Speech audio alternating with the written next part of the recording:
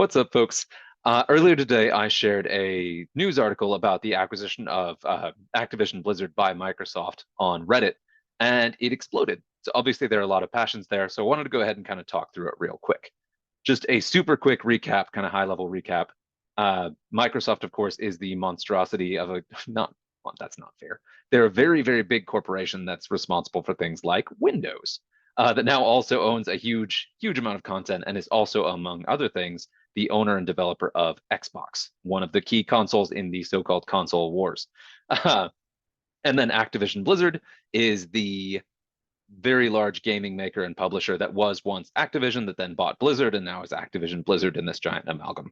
So what happened is in 2022, Microsoft put out a bid to go ahead and buy Activision Blizzard to become a single large conglomerate.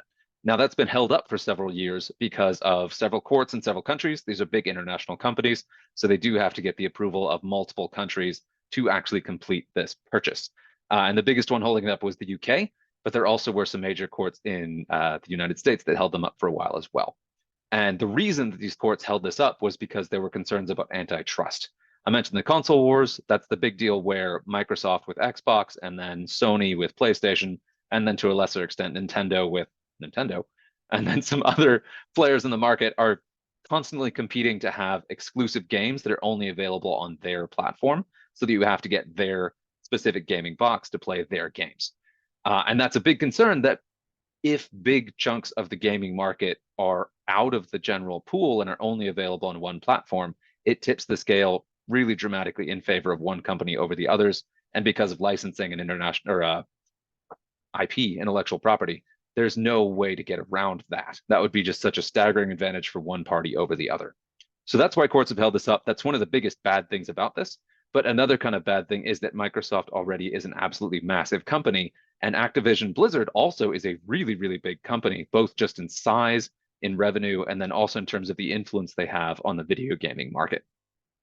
So these are reasons to be concerned about it. One thing we've seen a lot in gaming recently is big corporate entities buying up gaming companies and then pushing out a lot of the creativity and making some very unfortunate business decisions to hyper monetize games and really draw down the quality of the games, especially so-called AAA games, or your kind of top tier, the gaming version of Hollywood games. So these are some reasons why it's bad and why there are legitimate concerns about this. That said, why it's good, I speak for, or it's, excuse me, potentially good. I speak for a lot of gamers, especially kind of older gamers who have been around for a while, that one of the most heartbreaking stories in gaming for a long while has been gaming becoming so successful that it's attracted the interest of your general corporate boards and your major investors and your big financial interests. And what they've done over the past several decades is bought up a lot of these different studios, used them as kind of big investments, and pushed a lot of decisions that make the product worse. And it's this terrible spiral you see in a lot of industries, but it's particularly poignant to us in gaming because it can be such an emotional kind of hobby. But yeah, and so what you see is hyper monetization. You see game quality go down. You see a lot of creativity go away. All of these are bad things that happen a lot more when publishers get really, really big and are really influenced by an executive suite or a board who is profit focused first and doesn't necessarily understand that the reason that these things made money in the first place is they appealed to the fan base and they were good games. Good games make money. That's how it works. I mean, not always the case, but bad games don't make money or don't make anywhere near as much money as they could, and your company reputation does matter. Now, why this comes up in this story is that the single most dramatic example of this, to most of us, is Blizzard. So it wasn't all that long ago that Blizzard was the most famous publisher in the video game market because they made huge games, but they had this simple philosophy where they didn't tell you a release date. Any game or project they were working on, they kept very secret, and they would say it will launch when it's ready. They didn't do publish dates. They were not afraid to delay deadlines to say, hey, this isn't ready yet. We're taking it back to the drawing board or redoing it. And because of that process, and because they really cared about the product, every single thing that Blizzard put out was gold for a long time. They made fantastic games, different fantastic franchises. They just had this exceptional track record that has earned them a very loyal fan base over a very long time.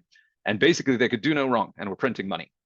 And then at some point, they were doing so well that they were one of the first big publishers to be bought out by some more corporate interests. And ever since then, they've become much more monetarily focused, and the quality of their games has declined considerably. And with the fan base, we've taken a dramatic amount of abuse over the years, just being promised this time will be different, this time will be better, we're not going to do this. And that promise has been broken every single time. We're looking at Diablo 4. That was a big successful launch that people were really excited about.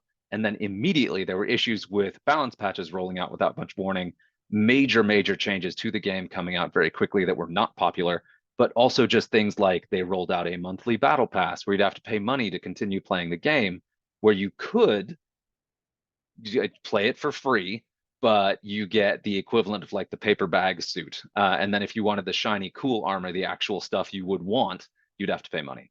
So it was just this very obvious underhanded money grab where it's like, sure, you can play for free, but you're not going to want to. Ha ha ha. Which we saw in Diablo 4, we saw it in Diablo Immortal, we saw it in Overwatch 2. And each of these also promised a lot of content that ended up not happening.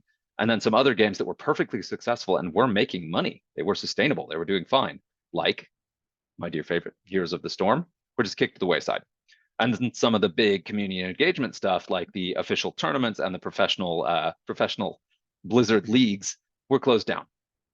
And now it's understandable from a corporate standpoint. You can totally see why they would do this. Of course, they want profits. Of course, they want to get more money out of these franchises. Of course, they don't want to waste money on esports. But all of these things are how you build up that fan base, preserve your client base. They are how and why Blizzard is what it is. And it is on track to just outright die. So that's the thing. So for me, one of the biggest things about this, and one of the things that I think that, well, look at this Reddit post. One of the things that I think made this Reddit post so poignant for so many people is that a lot of us just keep hoping that the Blizzard that we're used to will come back.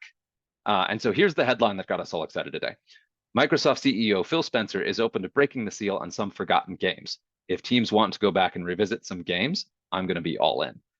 Real quick, something that people got hung up on, elephant in the room. Phil Spencer is not the Microsoft CEO. He is a CEO within Microsoft. His official title is CEO of Microsoft Gaming, which is all of their gaming, including Xbox, including mobile, including PC, all of the different platforms that they work on. He is the CEO of that for gaming. So he is a Microsoft CEO. So while this title is technically correct, it was very confusing and that hung up a lot of people on it because the actual CEO of blah, blah, blah, blah, blah, blah. We'll get on there. A ton of people commented on this saying that he's not the CEO. Okay. So many people commented on that the original source article from which this title was copy pasted, by the way, has changed it to say just Xbox boss, which is just as misleading because he is a CEO and he's the CEO of Microsoft Gaming, but people won't know what that means as much as Xbox boss, which is just kind of what his media name is. Long story short, he came out and did a public interview the day after the Activision Blizzard acquisition by Microsoft was cleared by the court in the UK. So it is happening. Came out saying, hey, we know there are a lot of old IPs here. I love them too. We're going to open up the chance for our studios that we're buying from Activision Blizzard to work on these titles if they want to, which is fantastic news because all of us old gamers, we just want our games back. We want the developer we know and love. We want to see more games in these franchises that we really enjoy.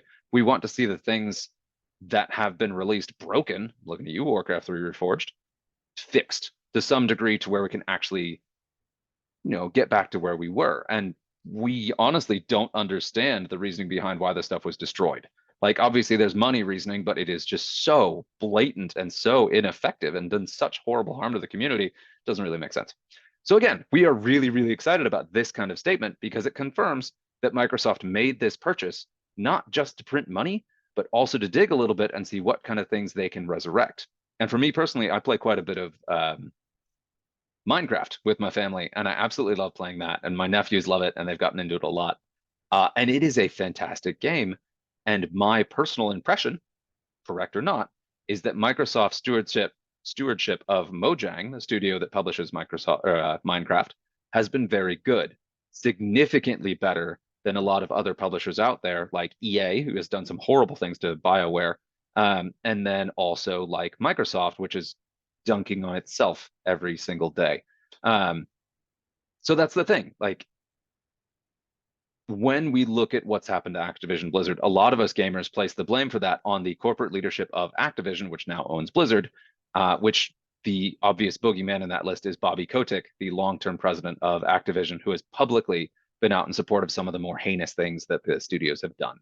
Um, yeah, so it's very easy for us to look at this acquisition and say, yeah, okay, from a monopoly competition perspective, this isn't great, but for the future of these franchises that we love, of the studio that we love, this could be very, very good news. Assuming they do this right, assuming they keep their promises. Sure, they can be financially focused. Whatever. We have money and we're going to give it to you if you make good games.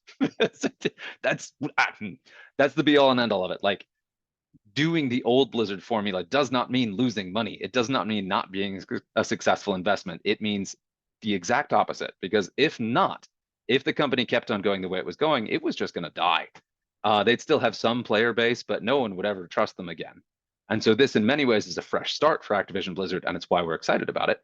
And one of the things that came through on this ridiculous post was the sheer volume of intellectual properties that this purchase opens up for Microsoft and the number of things that they could revisit if they want to. And there were just a mile of games that I've never even heard of.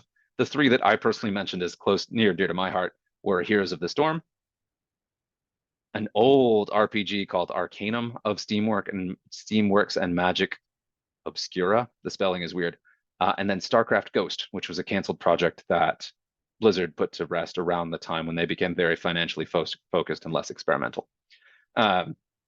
Those three, again, like they're two Blizzard IPs and then a surprise IP that I didn't even realize that Activision Blizzard owned until I heard this from Mortismal Gaming, who has a great channel, by the way. Of course, doesn't need me to say that. He's a lot more popular than I am. But so those are three that I dropped out. And then people in the channel were saying things like, oh God, what is it? Banjo-Kazooie. Oh, I'm going to skip through here and just jump on this. Let's see, Donkey Kong, YL Impossible Lair. Blah, blah, blah. It's a shame too, because people got really in. Well, not a shame. It's actually really good. People got so into this, they were just throwing out all kinds of games from all sorts of IPs that Blizzard and Activision Blizzard and Microsoft don't own. So there's a little confusion here, but things like Crimson Skies, Spyro, uh, da, da, da, da. Crimson Skies came up a lot. I'll cruise through these and see what I. Crimson Skies with VR support, Ace Combat, Mech Assault, Mech Commander came up a lot. Black and White came up a ton, which is a weird old game that you should look up if you can. There's so much opportunity here, and every single time there was a new comment on this thread, it reminded me of another IP or another game that could be rebooted that I'd forgotten about. And one of the really cool things about this, a lot of people jumped on here and were like, oh no, they're revisiting old IPs. They have no creativity anymore. Most of these games are really, really old, and you literally can't play them now.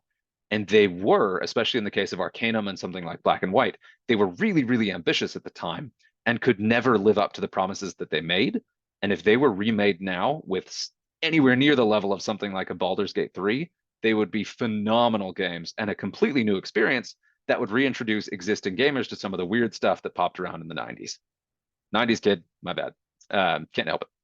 Freelancer came up. Oh man, there's so much. No One Lives Forever is a game that's come up quite a bit recently, and that's one that may be in Microsoft's wheelhouse right now. One of the issues with that is no one really knows who owns it, including the companies that own pieces of it. But if anyone could push it through, it's this new gaming monster. Freelancer, Rock Band, Project Gotham Racing. There's so many things I've never heard of. Fusion Frenzy, StarCraft, of course. You got StarCraft, Diablo. A lot of people semi-jokingly said fix Warcraft 3, fix Overwatch 2. And the developers are there. The love is still there. So if people are kind of let loose and some of the pressure is taken off of the hyper monetization, the games that are out there right now under Blizzard's umbrella are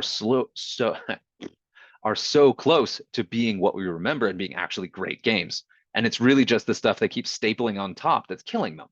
So bring us a proper single player, give us some ways to earn free skins, give us a little bit less monetization. If you want to sell a custom skin, do it for like $5, not 40. Sorry, not 40. There's a hyper battle pass out there right now for $40, I believe. That includes a whole 2 skins, ooh, and some extra currency and like the extra battle pass. But it's $40 for some random like cosmetics and a couple extra things. Like that is crazy. people are buying it, but a whole lot more people would buy $3 here and there, and you'd sell a lot more, and people would just be happy. We would give you little bits of that for cosmetics. That works. You don't have to go overboard and be crazy about it. Um, Warcraft 4 is so fucking overdue. Pardon my language. This is going to have a not safe for kids link. Yeah, there's a lot of that. Reddit has a lot of cursing. But yeah, Warcraft 3 Reforged, a lot of this stuff. Diablo 2 is one of the rare bright spots. The Diablo 2 Reforge is one of the cases where Blizzard felt the pressure and made a phenomenal game by literally just turning up the resolution on the existing game. It was more than that, but they didn't do anything new, but it was fine because it was an exceptional game. And they did that as opposed to what they did with Warcraft 3 Reforged, which was bad. Brute Force, never heard of it. Let's see. Prototype came up a lot, a ton, so many games. Hexen, going way back. And this is the thing, there's so many games they could revisit. Right, look, yeah, he's not Microsoft CEO, blah, blah, blah. Okay, whatever. Yeah. Yeah, a lot of people pointed that out. It's cool, folks. I know. Not the CEO, but still, anyway, we covered that. SWAT. And this is the thing too, Sierra Entertainment is owned by Activision, which they haven't done anything with, but there is a huge suite of really impressive games from back in the day that could be revisited. And for those folks, again, who are worried about like a lack of creativity, there would be a huge amount of creativity in remaking these games, and they could be absolutely terrific. It's just kind of like there is the original origin of it. There is some backstory you could relive a little bit, but they would be brand new because these games are so old. You can't do a remaster without completely remaking the thing. Arcanum came up a ton. People were really excited about that one. Thank you, Mortismal, for making that one a flag. Um, yeah, and this again is timely because we just saw this teeny tiny little studio, Larian, make this phenomenally successful game release in Baldur's Gate 3, just showing that if you put the time and effort into making a good game and actually care about it, people are going to buy it. People will go crazy for it. Baldur's Gate 3 is one of the greatest gaming achievements of the past decade, and I will stand on that. Fight me if you want to. And it's the kind of thing that bigger studios just don't make. So that is, again, kind of towing that line between is this good news or bad news? Still, I keep falling on the optimistically good news, in part because, like many of these commenters, again, I have so much Blizzard, fall of Blizzard trauma that basically anything else could be better than what we have right now. I've talked a lot. I will stop, but I just wanted to go ahead and talk through this a little bit. I'll have both this Reddit thread, the source article in the description of this video, just so you can see it. Just wanted to talk through it. Hope you're doing well out there, folks. Until next time.